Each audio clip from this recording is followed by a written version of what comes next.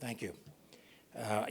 As mentioned, I've spent most of my career trying to understand the causes of depression, anxiety disorders, PTSD, but I'm not going to talk about that today. I'm going to talk about resilience. Going back about 25 or 30 years ago, my colleagues and I, we should start there, decided also to study resilience because we thought if we could understand why individuals who face serious trauma in their life were able to rise above it, in other words, they were resilient, that we could develop new treatments for anxiety and depression and also help people to become more resilient. So I'm going to summarize some of the work that we've done. I got a 20-minute problem too, so there'll be some slides I go through fast, and if we could make my talk available to people who've come, I'm fine with that. So what I hope that you could take out of this lecture is that psychological stress does affect the brain. We have begun to understand the mechanisms of human resilience. You can train yourself to become a more resilient person, and I hope that you find what I'm going to talk about may have implications for your own life. The way we studied resilience, I'm talking about my colleague Steve Southwick and I, was to identify individuals and groups that were resilient.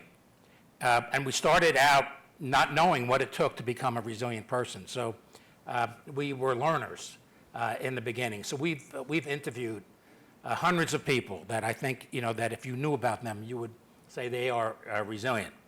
And through all that work, we developed essentially a prescription to become a more resilient person, and I'm going to share that with you today. These are some of the individuals that we learned from. This is Jerry White. When he was a young man, he stepped on a landmine in Israel. He lost his leg. He ultimately decided to do something about it and form the Landmine Survivors Network. Princess Diana was very involved with that, won the Nobel Peace Prize in 1987. We became very friendly with Jerry to understand how did he overcome losing a leg as an 18-year-old and then deciding to change the world. A very different individual was Deborah Gruen, who my family knew literally when she was born, and she was born with a congenital condition called spina bifida, which causes short stature, problems with reproductive function and walking.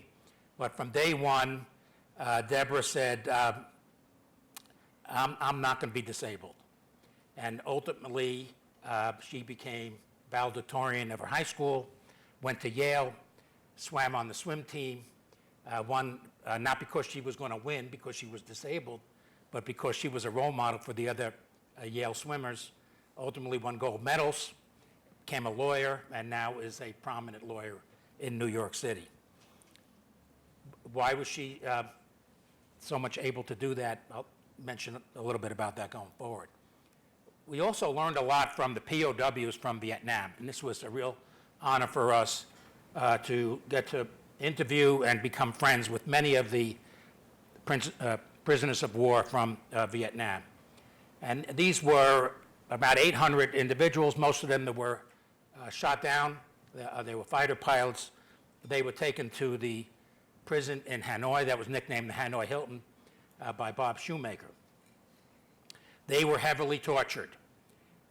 And we wanted to understand why, when they got out, were they so successful. John McCain is somebody you're familiar with, but there are many other heroes from that group. And these are some drawings by John McGrath that illustrates what they went through. Many of them were put in solitary confinement for years.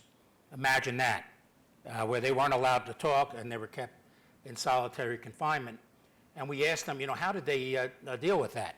Well, one thing that they told us that subsequently led to some research that we ended up doing, that when they were in solitary confinement and all they could do was think, their capacity to think, their capacity to do mathematics, to write books in their mind, and do such things was markedly enhanced.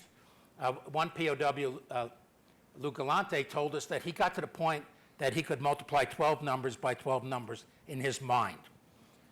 He lost it when he got out, but it speaks to neuroplasticity. Bob Shoemaker, who we became particularly friendly with, built a house in his mind, room by room, cabinet by cabinet, etc. And when we met him, he was having a fight with his wife, Elaine, because she wanted to renovate the kitchen. And he said, no way, that was not going to happen. So solitary confinement was obviously very stressful, and they were physically tortured. These are some examples. This is the ropes, where frequently their shoulders were dislocated. When they were confined, they were physically tortured. And they were waterboarded. So this is waterboarding, where you're held in that position, water goes across your face, and you feel like you are suffocating. Now, how did they handle that? Now, one thing that was very important to them is they developed a tap code. They weren't allowed to talk, but it was very important for them to communicate with each other, and this is the tap code. So if you tapped once, that meant row 1, and then if you tap 3 times, that is the 3rd letter in that row. You could see there's no K, so a C stood for K, and they were ahead of their time, so instead of spelling Y-O-U, they just used U. So they used abbreviations that now are used in text messages, but this goes back to the 1970s. This tap code is really important for their psychological survival. Everybody needs a tap code in life. Physical exercise was very important to them when they were in their cells, as it is now to be resilient. Some of the most defiant of the POWs were put in a specific part of the camp that was nicknamed Camp Alcatraz, and we were able to interview almost everybody from that group. And most of those POWs became very successful. Some became admirals, some became representatives in Congress. Samuel Johnson was represented from Texas. Jeremiah Denton became a senator from Alabama, and so on. This is Bob Shoemaker when he was released in 1973. This is a very famous picture. His son eventually became a neurosurgeon. So some of the things we learned from the POWs and literally the hundreds of other people that we interviewed were these factors.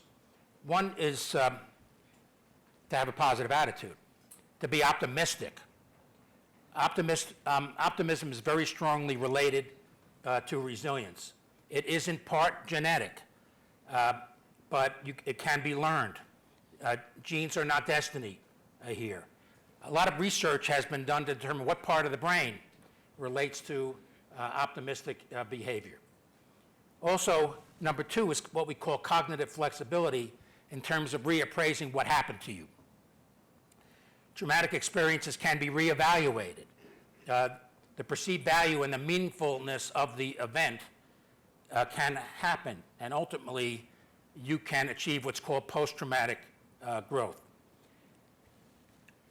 I've been studying resilience for 25 years, and I never knew if I was resilient, because I'm a Vietnam era individual, but I didn't go to Vietnam. I had a college deferment, then a medical school deferment.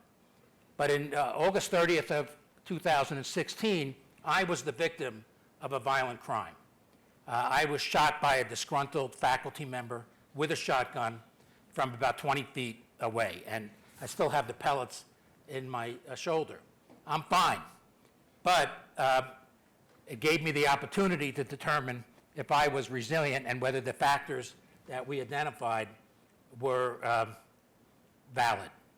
And so I'm going to allude to that a little bit. So I found I tend to be a positive person. So I was optimistic that I was going to recover. And I did and essentially reappraise, what happened to me. It's not in your roadmap of life that you're going to be shot, but it happened. And I tried to determine what meaning was that going to have, for me. And my recovery was very public because I'm the dean of a medical school. And I was hospitalized at Mount Sinai. And my doctors took care of me, and the students there were very involved. And so the meaning that I took and the reappraisal that I took of that was that I could be then a role model for our own students and faculty. And ultimately, they formed an award in my honor, which I tell the students, that's the best award I've ever gotten. Now, optimism, it's not Pollyanna optimism. If you're optimistic about something that you're not going to be able to overcome, that gets you in trouble. And this is what's called the Stockdale paradox. Jim Stockdale was one of the POWs. And that is, yes, you do retain faith that in the end you will prevail. That's optimism. But you got to confront the brutal facts of what you're facing and feel that you have developed essentially a psychological toolbox to overcome what you're facing. So you got to face the reality of your situation, and ultimately you have a toolbox to help you get through it. And we studied this in many different populations. Subsequently, we studied a group of Pakistani citizens who had to deal with an earthquake that killed 250,000 people. One of our colleagues went to that part of the world, ended up interviewing those individuals in Urdu, the language, and found in that population, when you measure the degree of optimism, it related to how well they did. You need to embrace a moral compass. Now, for some people, that's religion in the traditional sense. For others, it's a sense of morality, of doing the right thing. Having the sense that no matter what happened to you, you're still the same person. You're a good person. You have a sense of beliefs that very few things can shatter. And altruism is very important in that regard. Mothers Against Drunk Driving, many of the advocacy groups that try to help others in which their families suffered, that's very important in becoming resilient, both as an individual and as a family. We know about the neurobiology of all these factors and are learning more about it. And we studied this too in different populations. In one population that we studied were an African-American population in inner city Washington, D.C. In many respects, D.C. is like a segregated city. You're around Georgetown, it's really nice. Around Howard University Medical Center, crime is a problem. Poverty is a problem. And we wanted to understand how that population, with some individuals, were able to overcome what they were dealt in life in terms of poverty and abuse and other problems. And we found in that population that having a purpose in life, having a sense of a moral compass, going to religious service was very important in that population. I think in part because of the faith associated with it, but also the support that you get when you go to a church and you're with others who may be facing the same problem. Ironically, in some other populations, in this case the Pakistani population, the religion was important, but in this case, in the Pakistani population, many individuals felt they had sinned, and that was the reason that the earthquake hit that part of the world, and those individuals did worse. Some other factors that we found. Find a resilient role model. Very important. Role models can be found in one's own life, but it also can be found by individuals that you've never met, but have suffered some of the same things that you might have had. Imitation is a powerful form of learning. Face your fears. We studied the Navy SEALs, got to know them very well, and the Delta Force in the U.S. Army. And you would think, well, you're a Navy SEAL, you're not afraid. And they said the opposite. That fear is a normal part of life, but it can be used as a guide. You can overcome your fears. You can face them and become a stronger person. You become, already 5 minutes. Okay, so self-esteem is very important. And we also found that active coping was very important. Don't be passive when you're facing difficulties in life. Establish a supportive network. This was very important to me. I have a very strong family, but my medical school was very supportive to me. You can't go through things alone. And it's people that are important to you that can provide you the real support. A safety net in times of stress is very important, and also to attend to physical well-being. And we studied these factors in an objective way with many different populations, including veterans returning from Iraq and Afghanistan, and it basically confirmed that these factors were very important. And 9 and 10, you train regularly and rigorously in multiple areas to become a more resilient person. Change requires systematic and disciplined activity going forward, and it's important to recognize your own signature strengths. What are you good at, and how can you enhance that to face challenges in life? So this ultimately is, in a sense, a roadmap to becoming more resilient, and in many respects, it starts with a role model, and then these other elements come into play. And we have also found that using these factors can help in treatment of certain psychiatric diseases like depression. This is something we published in Science several years ago. A word about stress inoculation. Now, this work has had implications for me and my family in terms of raising my children. So I have 5 children and now 7 grandchildren. And in raising my 5 children, they said that I got tougher on them when I started studying resilience. And they're right, because if you raise your children a stress-free environment, they're not prepared. So I did stress my kids.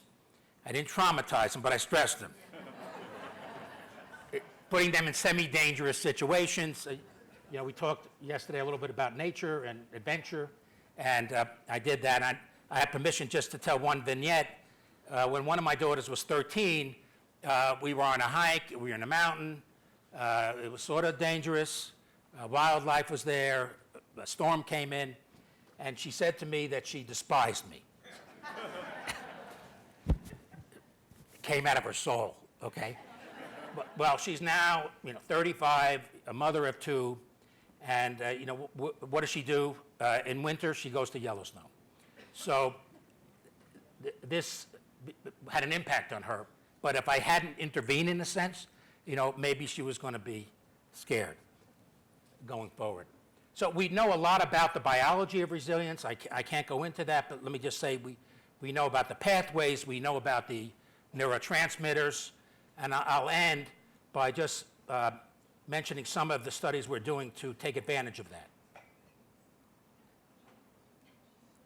So we found that one particular neuropeptide called Neuropeptide Y, which is found in everybody's brain and has anxiolytic properties, might have a possibility for new treatment of anxiety, depression, and PTSD, because we found it went up under stress and helped mitigate stress. And so we, over the last literally 10 years, have been working to develop Neuropeptide Y as a treatment. So we've had Neuropeptide Y made. We have begun to give it intranasal to get it past the blood-brain barrier. And along with some collaborators who have given Neuropeptide Y to rats who were under stress, and it was shown to mitigate the anxiety and stress in these animals, we have begun a clinical trial in patients with PTSD where we're giving Neuropeptide Y. So we have permission from the FDA to do this. We're going to continue this trial and see if we can develop it as a new treatment, and perhaps to enhance resilience. Ketamine was mentioned. We developed ketamine as an antidepressant, It's now marketed as Spravato, but now we're also studying it in PTSD and possibly as a prophylactic against stress-induced depression and PTSD.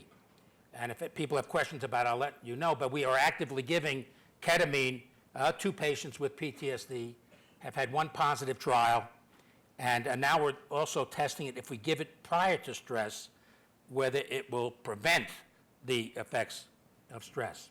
So let me end with this. The goal of my research and many other researchers who are studying resilience is to understand, and this is from 9/11, why, how can this fireman be going up when everybody else is going down? What is in him to be able to do that? This is from Katrina. And you can see these volunteers going to save people at great personal risk to themselves. And now New Orleans may be facing something similar.